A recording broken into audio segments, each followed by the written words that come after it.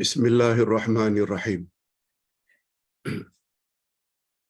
Alhamdulillah nahmaduhu wa nasta'inuhu wa nastaghfiruh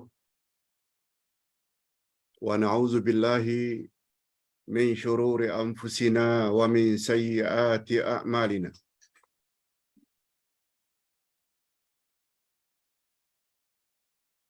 May yahdihillahu fala mudilla lahu wa may yudlil fala hadiya lahu. Asyhadu an la ilaha illallah wahdahu la syarika lah wa asyhadu anna Muhammadan abduhu wa rasuluh la nabiyya ba'dah. Allahumma salli wa sallim ala nabiyyina Muhammad wa ala alihi wa sahbihi ajma'in, amma ba'd. Hadirin dan hadirat serta para pemirsa yang saya hormati, Assalamualaikum warahmatullahi wabarakatuh. Alhamdulillah, kita bersyukur kehadirat Allah Azza wa Jalla. Sekali lagi kita mendapat taufik dari Allah, dorongan dari Allah,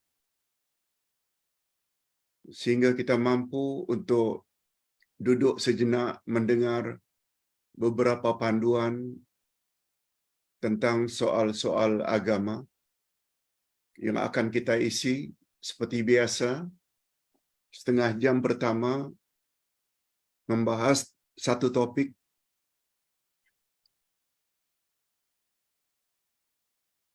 dan lebih kurang 15 atau 20 minit berikutnya menjawab beberapa soalan.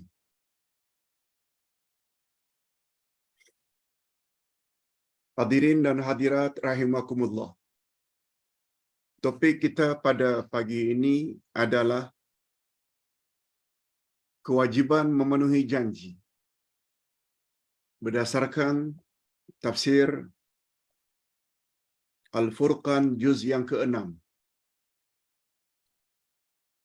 Kitab tafsir Al-Furqan juz yang ke-6, halaman yang ke-79 sampai halaman 90.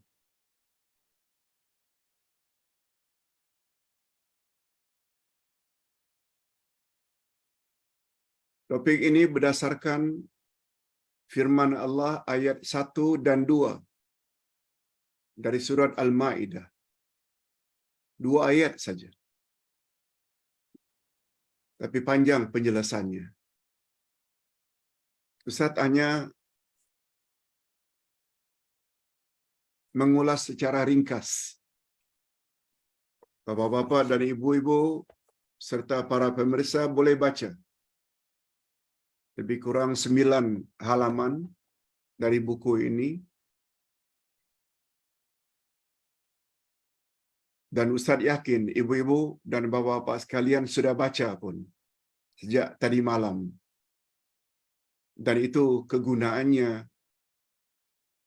setiap minggu kita ada jadual. Malah setiap malam sebelum kelas, tim akan kirim topik demi topik yang akan kita bahas. Ustaz harap ada kesungguhan daripada para jemaah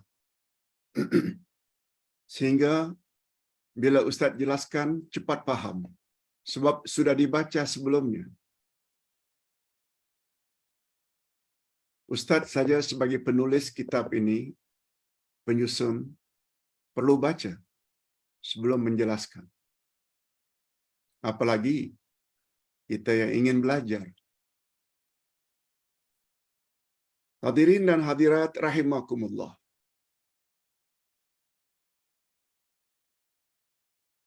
Kita bacakan ayat pertama dari surat Al-Ma'idah.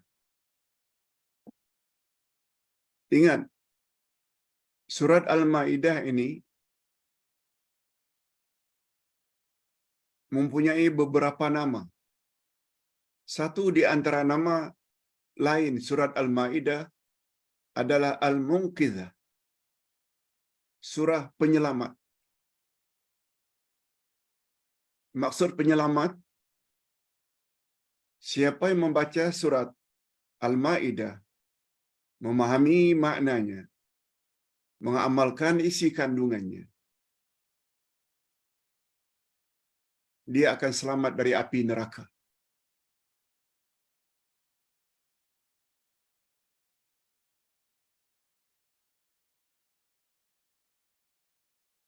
Nanti kita akan sebut sejarahnya. Sebelum itu, dengar dulu ayat pertama Al-Maidah. A'udzubillahi minasyaitonirrajim. Bismillahirrahmanirrahim. Ya ayyuhalladzina amanu awfu bil uqud.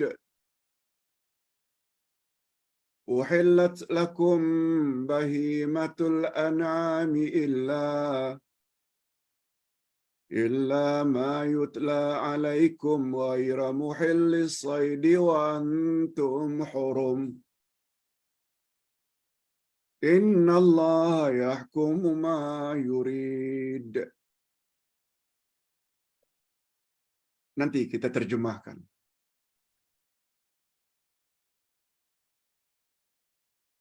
Kita sebut dulu sebagai mukaddimah. Surat ini dinamakan dengan Al-Maidah. Al-Maidah maknanya hidangan.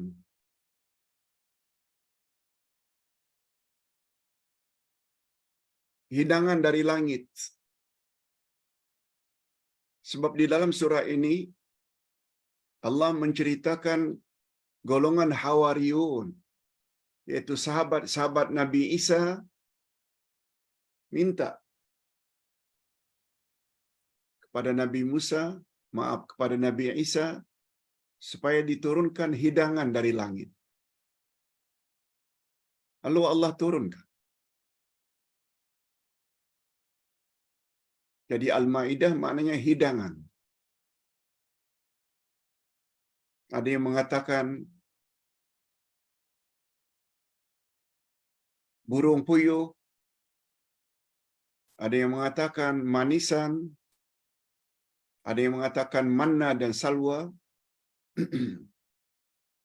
Itu pembahasan nanti. Nama lain bagi surat Al-Maidah adalah Al-Munqidhah. Sebab dia ada kaitannya dengan sabda Nabi sallallahu alaihi wasallam yang pernah mengatakan, Suratul Maidah tud'a fi malakutillahil munqidhah. Tunqidhu sahibaha min aidi malaikatil azab. Coba dengar bacaannya atau terjemahannya. Surat Al-Maidah dikenal juga di kalangan para malaikat dengan panggilan Al-Munqidhah, dari kalangan malaikat. Karena ia, yaitu surat Al-Maidah ini, akan menyelamatkan orang yang mengamalkannya daripada tangan-tangan malaikat azab.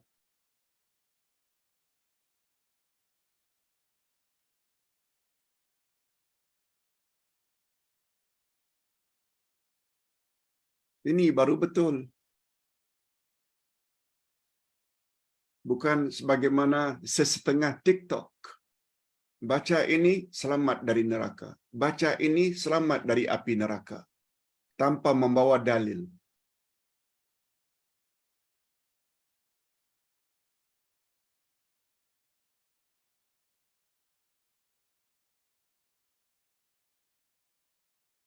Riwayat ini tertera di dalam kitab Al-Jami' li Ahkamil Quran oleh Imam Al-Qurtubi.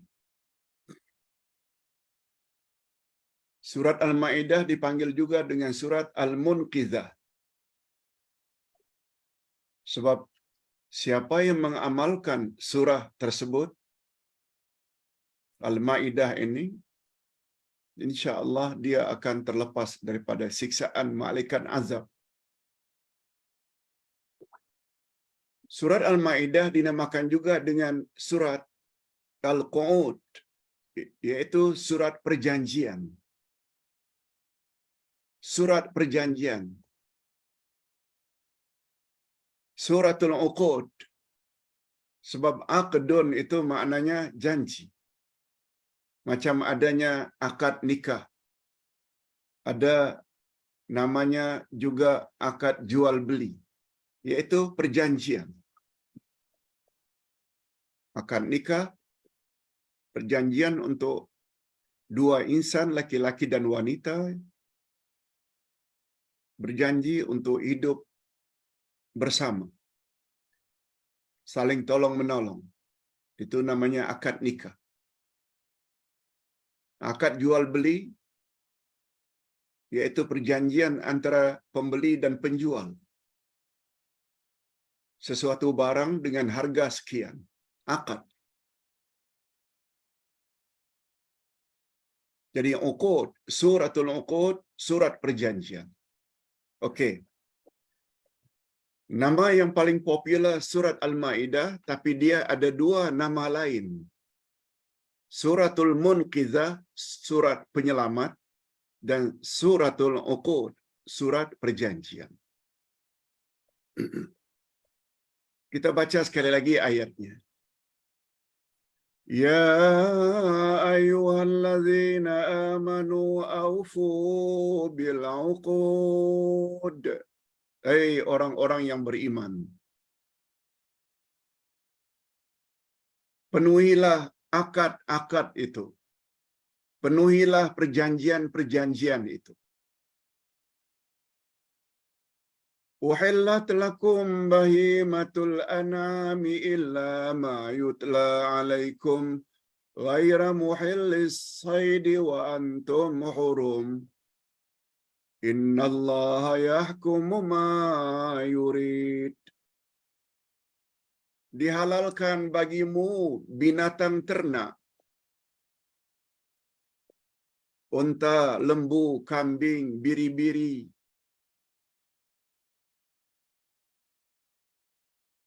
Itu binatang ternak dihalalkan bagimu, kecuali yang akan dibacakan kepadamu. Kecuali ada binatang-binatang yang diharamkan, yang kelak akan dibaca. Nanti pada ayat 3 surat ini.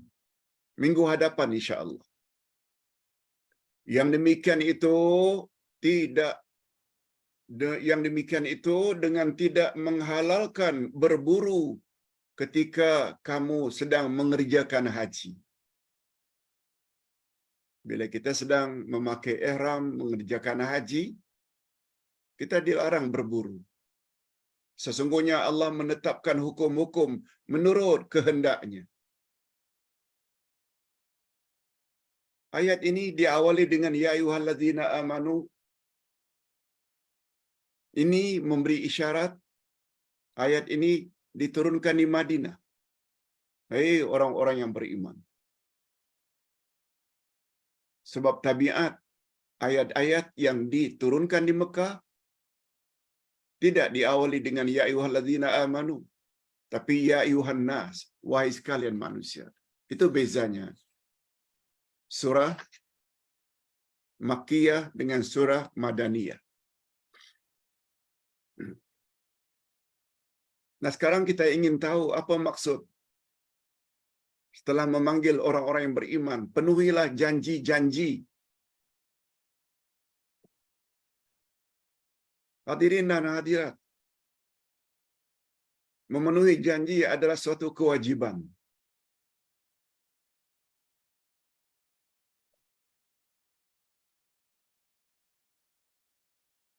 Yang perlu dan wajib dipatuhi, dipenuhi, ditunaikan.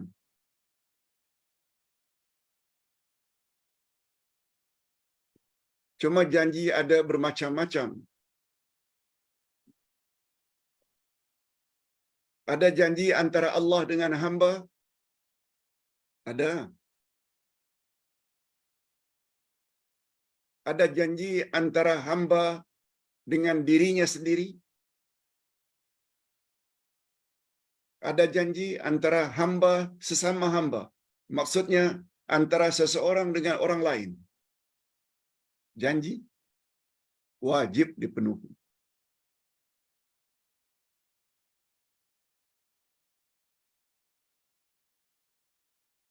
Kata Imam Al-Qurtubi, ayat ini mempunyai makna yang sangat mendalam. Itu sebabnya kita perlu belajar terjemah maknawiyah. Tak cukup Quran hanya dibaca. Kita juga tahu dan perlu tahu kepada terjemahannya. Terjemahan pula terbagi dua. Terjemah harfiah, literal translation. Direct translation. Bagus bila tahu literal translation, tapi masih belum cukup. Sebab kita perlu kepada tafsirnya. Tadabbur. Tafsir inilah ini panggil dengan terjemah maknawiyah. Inilah yang coba hendak disampaikan oleh Imam Al-Qurtubi. Ayat tersebut, orang-orang beriman, penuhilah janji-janji itu. Kata beliau, bahasanya singkat, tapi maknanya cukup mendalam. Sebab di dalamnya ada mengandung 5 hukum. Pertama sekali, perintah agar memenuhi akad, janji.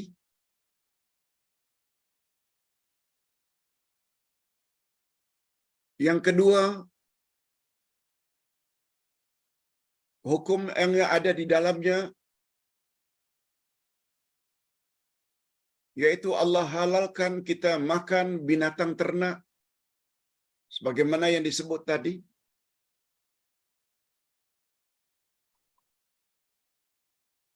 Walaupun dihalalkan binatang ternak, tapi ada ketika tertentu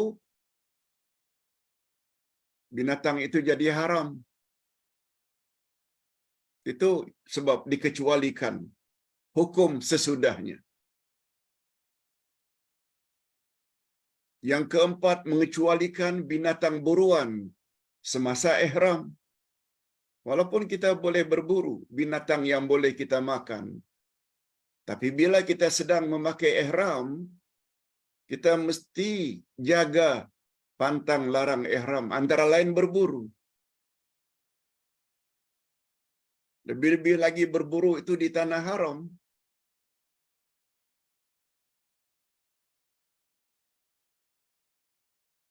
Dan yang kelima, Allah membolehkan berburu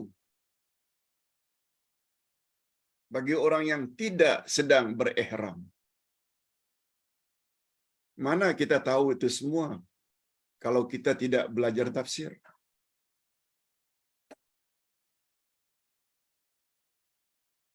Lalu kelima-lima itu telah dijelaskan oleh ulama tafsir. Ustaz tulis di sini. Apa maknanya perintah agar memenuhi akad? Apa maksudnya menghalalkan binatang ternakan? Apa maksudnya mengecualikan hukum sesudahnya?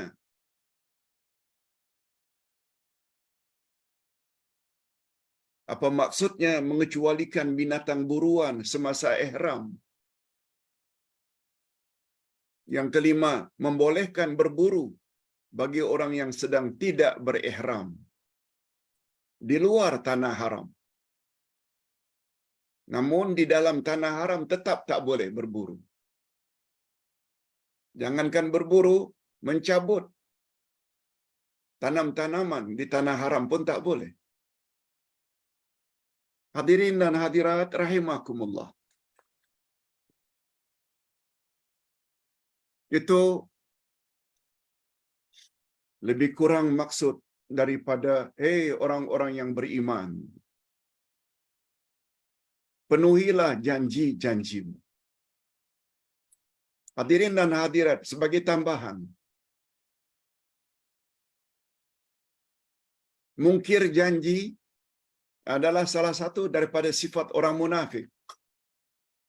Sebagaimana sabda Nabi sallallahu alaihi wasallam, ayatul munafiqi thalathun.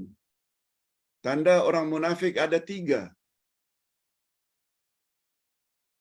Na'udzubillahi min dzalik. Apa 3 itu? Iza hadatsa kadzaba. Bila bercakap suka bohong. Wa iza wa'ada akhlafa. Bila berjanji dia suka mungkir.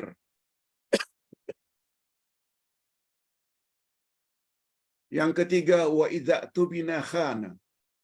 Dan apabila kepadanya diberi amanah, dia khianat.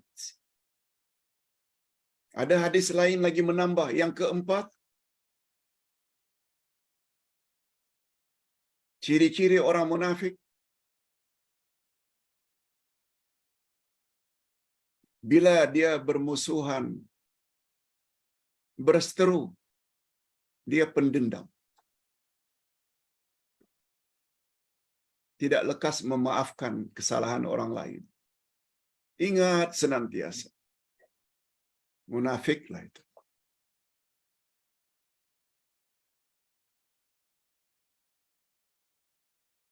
Orang munafik sangat berbahaya.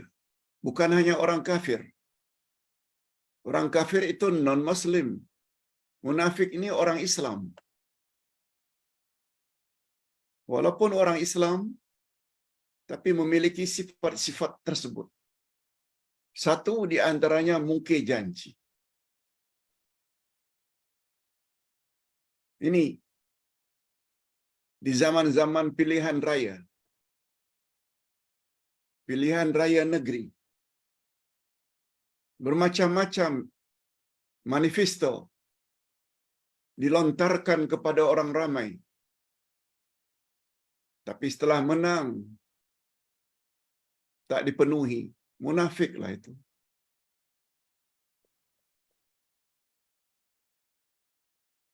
Dan munafik ini bukan saja boleh merosakkan iman seseorang, malah ada jenis janji yang boleh membawa kufur.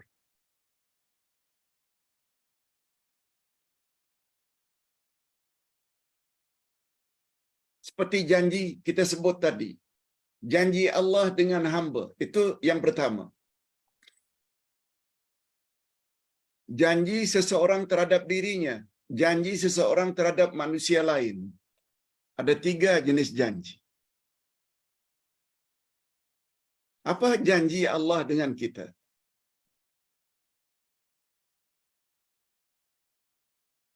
Kita boleh lihat ayat 60 dari surat Yasin. Alam a'had ilaikum ya bani Adam alla ta'budu syaitan. Innahu lakum aduwwum mubin. Bukankah aku telah berjanji denganmu, hei anak cucu Adam, agar kamu jangan sembah syaitan. Jangan sembah di sini dengan makna jangan turuti bisikan syaitan. Karena sesungguhnya syaitan itu bagimu adalah musuh yang nyata. Allah gunakan istilah alam a'had. Walaupun dalam terjemahan bebas, bukankah aku telah suruh kamu, hei anak cucu Adam, supaya jangan ikut syaitan? Itu terjemahan bebas. Tapi terjemahan yang asalnya alam a'had, dari perkataan ahdun. Aqdun, ahdun sama maknanya. Janji. Bukankah aku telah janji kepadamu?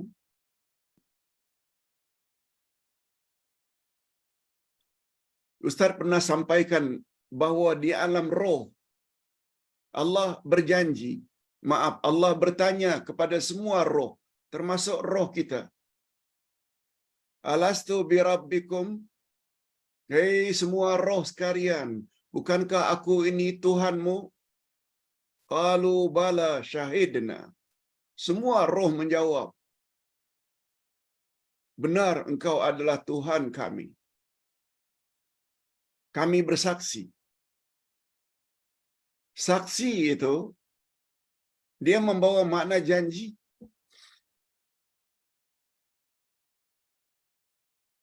Tak percaya, lihat buku ini. Ketika membahas makna asyhadu, walaupun asyhadu itu membawa makna aku bersaksi, tapi asyhadu dalam bahasa Arab ada 5 maknanya.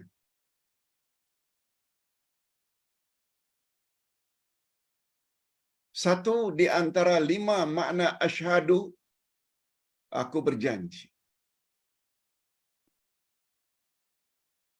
Oleh sebab itu, muslim-muslimat yang telah mengucap 2 kalimah syahadat, asyhadu an la ilaha illallah, selain makna yang popular aku bersaksi tiada Tuhan yang berhak disembah melainkan Allah, sebenarnya dia membawa makna aku berjanji tidak ada Tuhan yang berhak disembah melainkan Allah.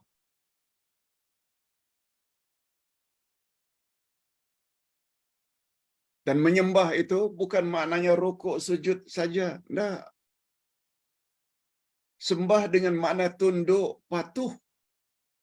Suruhan-suruhan Allah dibuat, larangan-larangan Allah dijauhi.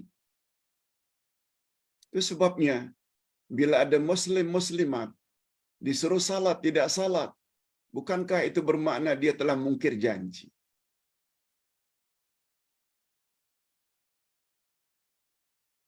Dilarang rasuah, dilarang oleh Allah dan Rasul.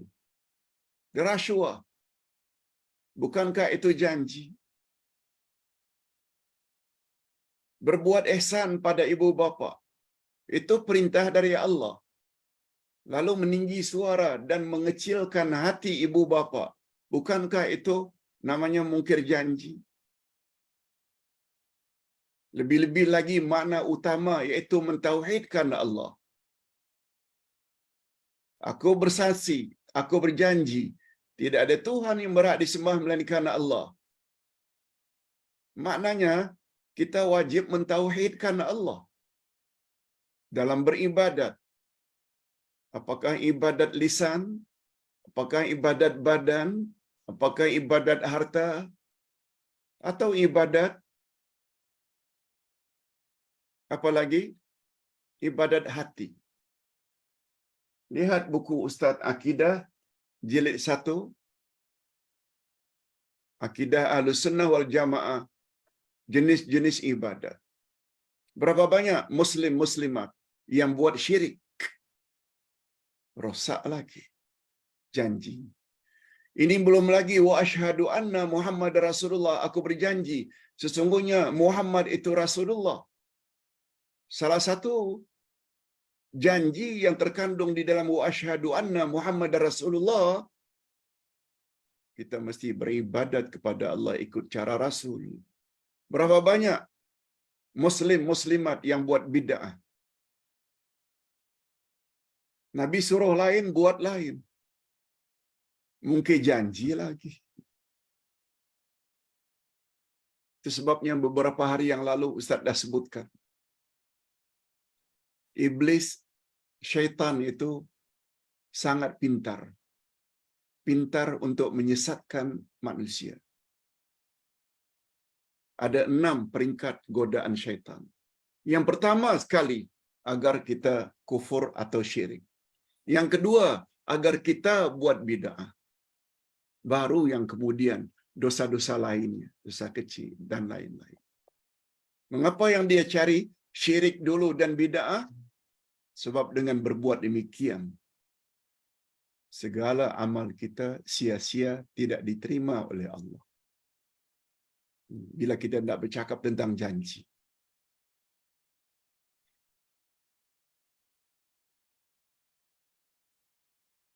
Bukan hanya janji kita dengan sesama kita. Kalau itu, barangkali hanya munafik, masih lagi Muslim. Tapi bila janji kita dengan Allah, janji kita dengan Rasul, salah-salah boleh rosak akidahnya. Bila rosak akidahnya, boleh membawa kepada murtad. Na'udzubillahi min dzalik. Okey, kita teruskan dengan ayat yang kedua. Ayat ini cukup panjang. Ya ayyuhalladzina amanu, hei orang-orang yang beriman. La tuhillu sya'airallahi wala syahral harama walal hadiya walal qalaida wala aminal baital haram yabtaghuna fadlan min rabbihim wa ridwana. Ayat ini panjang. Sila baca dan baca terjemahannya. Ustaz terjemahkan sedikit. Hai orang-orang yang beriman, janganlah kamu melanggar syiar-syiar Allah. Syiar-syiar Allah maknanya ketetapan-ketetapan Allah, hukum hakam Allah, agama Allah. Sebagaimana kata-kata Hasan Al-Basri, syiar-syiar Allah itu adalah agama.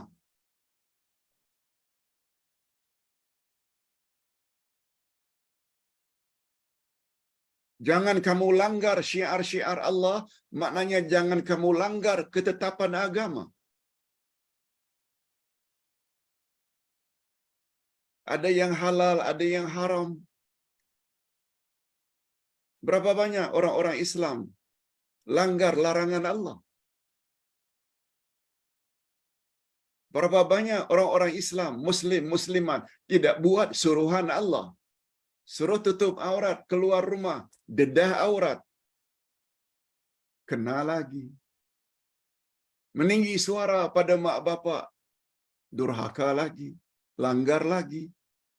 Sedangkan Allah sebut, wabil walidaini ihsana.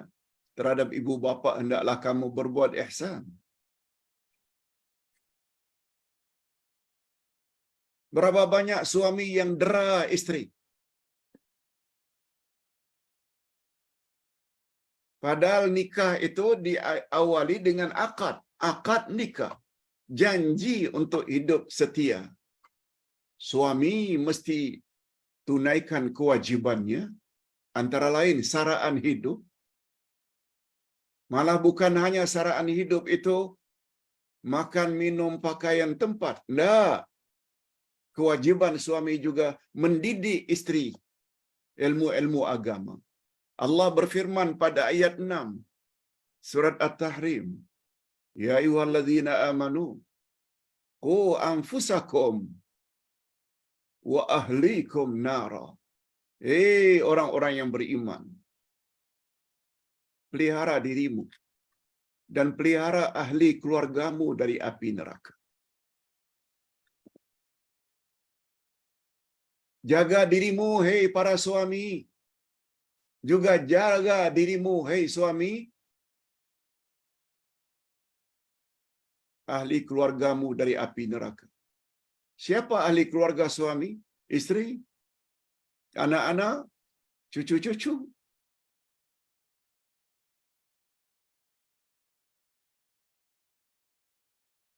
Tidak cukup saraan hidup dari suami hanya sekedar menjaga mereka agar jangan lapar, jangan susah di dunia, makan, minum, pakaian, tempat. No. Lebih-lebih lagi, mesti jaga keselamatan isteri, anak-anak, cucu cicit, ibu bapa daripada neraka. Itu sebabnya, bapa-bapa dan ibu-ibu serta para pemirsa, cara yang paling mudah, Bila dapat ilmu seperti ini, cukup dengan dalil dan hujjah, share dengan ibu bapa, share dengan ahli keluarga. Hari ini kan sudah boleh dikatakan semua keluarga ada grup keluarga. Share. Itu maknanya kita tolong berdakwah, mengajak mereka selamat daripada neraka. Apalagi yang kita bahas ini surat Al-Munqizah. Surah yang penyelamat daripada siksaan malaikat. Azab di akhirat nanti. Jadi bila kita nak bercakap panjang, berapa banyak ibu bapa yang leka, fokusnya mengajar ilmu-ilmu akademik saja supaya anak cemerlang di dunia, tapi tidak diajar anak-anak macam mana menjawab mukar wa nakir di alam kubur nanti bila sudah mati. Pertanyaan mukar wa nakir, man rabbuka, tak boleh dijawab dengan matematik. Wa man nabiyuka wa ma dinuka, tak boleh dijawab dengan ilmu-ilmu akademik. Mesti ilmu akidah, ilmu ibadat, akhlak. Mesti faham Quran, mesti hadis Nabi, semampu yang boleh. Ustaz tidak bermaksud semua kita mesti jadi orang alim, macam orang-orang yang memang belajar di jurusan agama. Bukan, Ustaz tidak bermaksud begitu. Ilmu dunia boleh dipelajari. Itu sebabnya kata Nabi, walaupun hadis itu dhaif, siapa ingin berjaya di dunia hendaklah dengan ilmu. Siapa ingin berjaya di akhirat hendaklah dengan ilmu. Dan siapa yang ingin berjaya dunia akhirat juga hendaklah dengan ilmu. Allahu Akbar.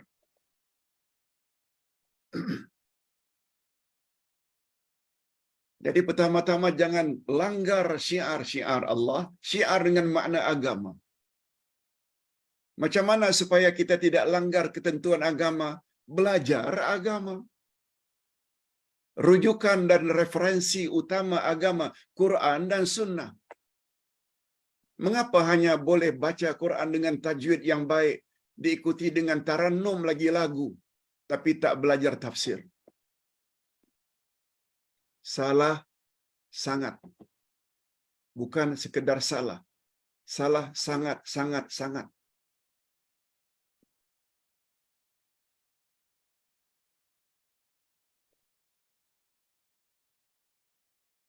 Tak pernah dengar ke apa yang Nabi kata?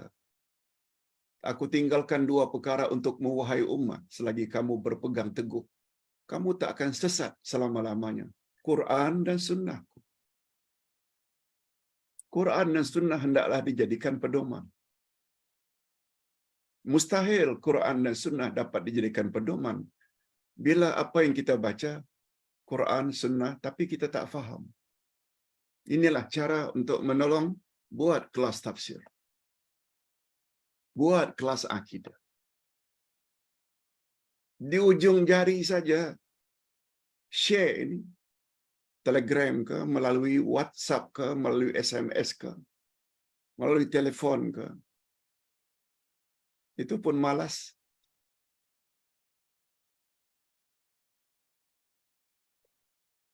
Itu sebabnya lama Ustaz sudah tidak sampaikan kata-kata Said Qutb di dalam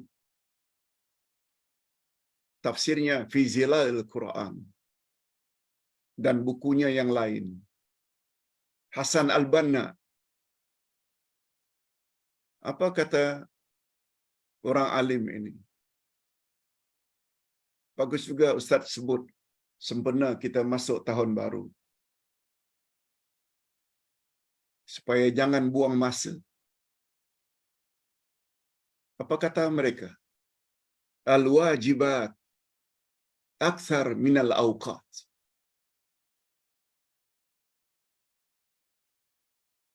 Kewajiban adalah lebih banyak daripada waktu yang tersedia. Kewajiban, salat, puasa, zakat, haji, menepati janji, dan lain-lain. Itu kewajiban belaka. Wajib tolong orang lain, wajib sedekah, wajib zakat, wajib.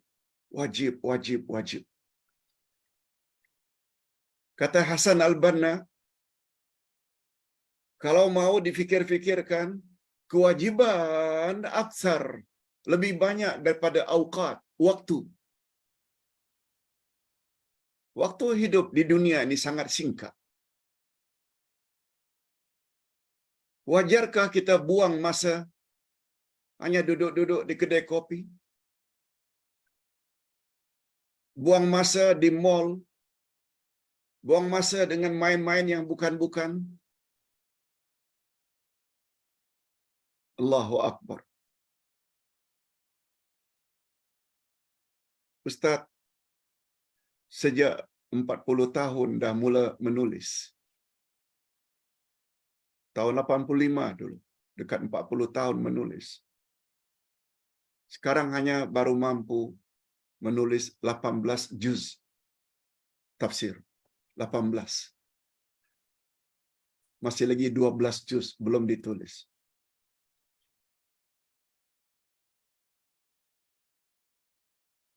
Tak tahu sempat habis ke tidak. Cuma pesan kepada anak cucu, teruskan nanti bila atuk meninggal dunia. Banyak lagi ilmu yang kita telah miliki, tak sempat kita hendak sampaikan. Padahal kita sudah kurangi tidur, kurangi rehat, berdakwah setiap hari. Sekali lagi, bila kita banding-bandingkan dengan kewajiban agama yang mesti kita laksanakan dengan waktu yang tersedia, kewajiban lebih banyak daripada waktu. Oleh sebab itu, wajarkah kita buang waktu? Sangat tidak wajar.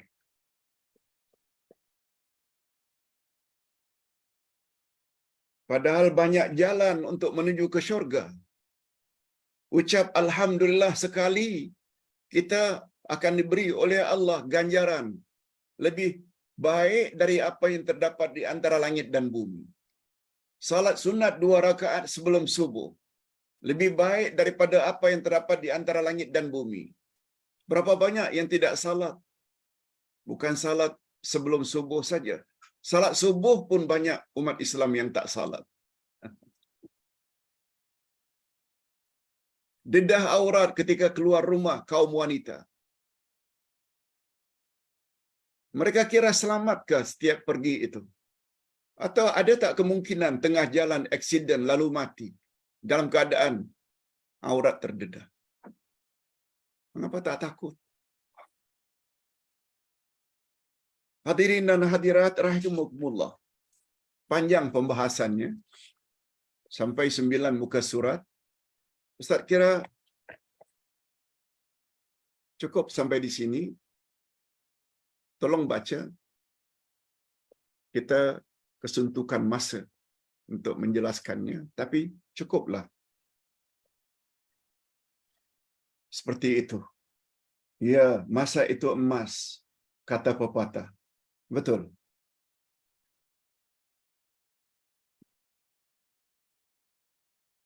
Itu pepatah Arab.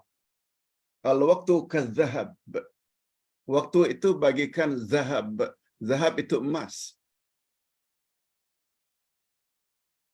Orang Inggeris pula gunakan Islam, time is money.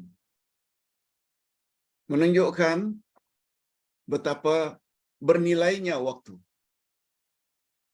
Orang Arab pula yang selalu bermain pedang, apa kata mereka? Coba dengar baik-baik. Al-waktu kasaif. Waktu itu bagaikan pedang. Coba dengar selanjutnya. Bidalan orang-orang Arab. Al-waktu kasaif. Waktu itu, masa itu bagaikan pedang. Illam taqta, bila kamu tidak memotong, senangnya, illam taqta, bila kamu tidak menetak, tuqta, kamu ditetak.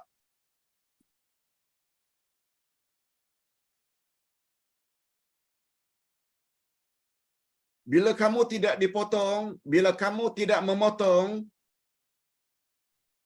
kegunaan pedang itu kan macam parang juga, memotong. Memotong leher biasanya kalau dalam peperangan. Memotong tangan. Al-waktu kasaif, waktu bagikan pedang. Illam taqta, bila kamu tidak menetak, bila kamu tidak memotong, tuqta, kamu akan dipotong.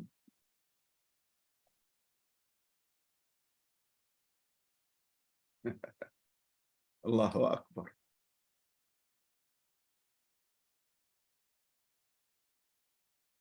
Oleh sebab itu, orang yang tidak manfaatkan masa sebaik-baiknya, dia sebenarnya telah memotong dirinya.